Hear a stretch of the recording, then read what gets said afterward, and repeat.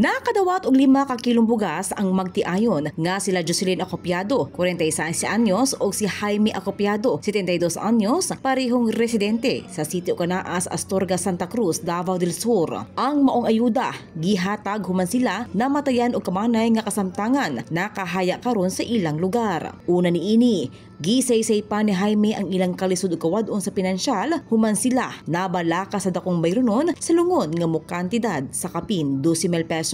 Dugang butyag pa niya nga una silang nangayo og tabang nga sa lokal nga pagamhanan ug gihatagan og 5,000 pesos nga guarantee letter apan wala matud pa kini gidawat sa usa ka funeral homes hinungdan nga mas dako pa ang ilang problema. Tungod niini, nakahukom sila sa pagdangop sa Brigada sa FM Davao. Diin sila gihatagan una og 5 ka kilo nga bugas gikan sa Dimery Foundation ug Emilias Mindanao Souvenir Center kini isip initial nga hinabang. Pasalamat kong dako na ang grasya nga imong gihatag kanang mo.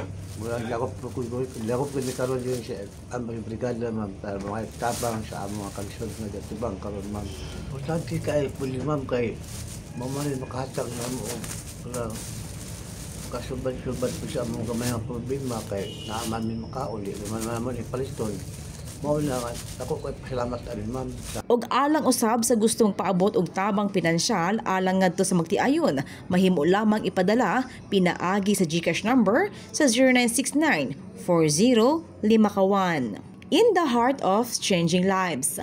Ako si Brigada Justin Rose Pabi, alang sa 93.1 Brigada News FM Davao, The Music and News Authority.